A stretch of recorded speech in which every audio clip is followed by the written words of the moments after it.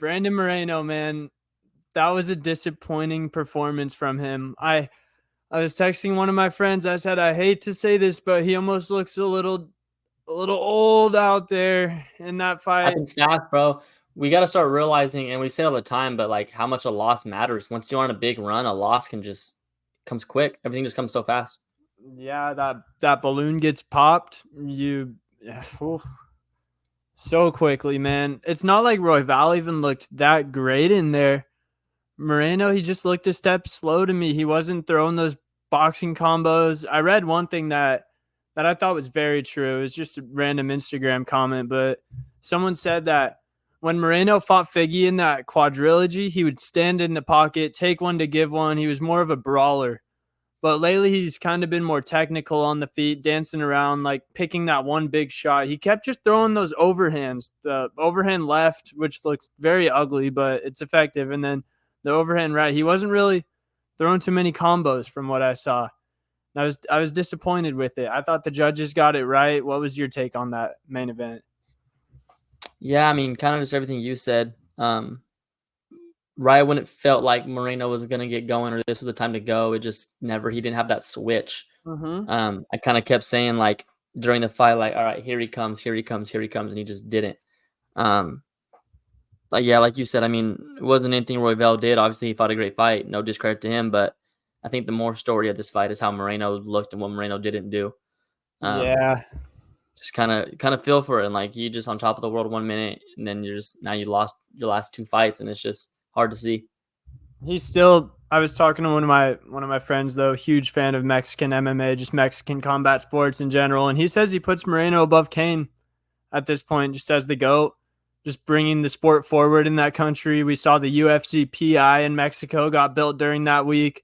So even if Moreno's time inside the octagon or his peak might be coming to an end, he still has done an insane amount of things for that country as a whole and just the sport of MMA in Mexico.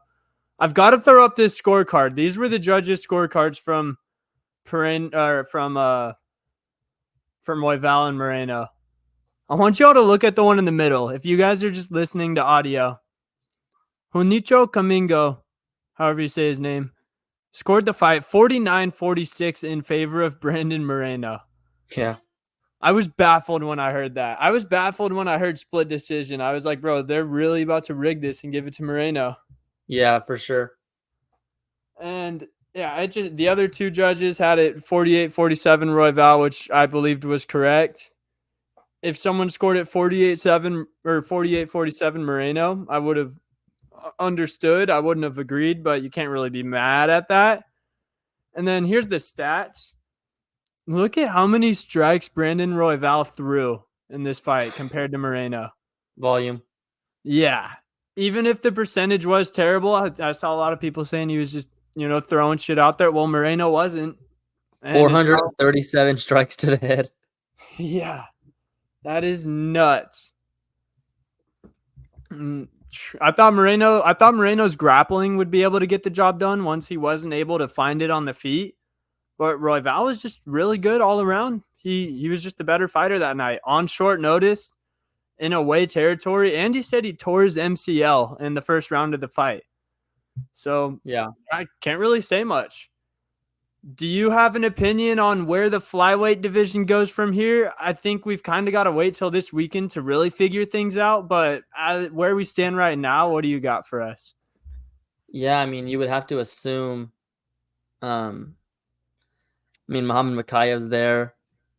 Um, Albazi. I think it's just the waiting game here. There's no one clear up next. It's all about waiting, like we said a lot of times with these title fights in the weight class. It's all about timing. So I think right now there's really no clear guy that's up next. I don't know. I'm not opposed to Royval. Obviously, that's a big one on Brandon Moreno, but I would like to see Amir Albazi, um, something like that. Someone like him get a shot. Yeah, Amir Albazi's really got to be sick to his stomach right now because this was supposed to be his night. And when he was watching that fight, seeing how Moreno looked in there and Royval, he had to be thinking, I could have beaten either of these guys. And if he beat Moreno, he 95% would have been up next for the title shot because he's 17-1. He's fresh blood up there in the division, just a new face. I think he would have gotten that title shot almost guaranteed. I think Muhammad Mokaev has a chance this weekend if he goes out there, beats Perez convincingly.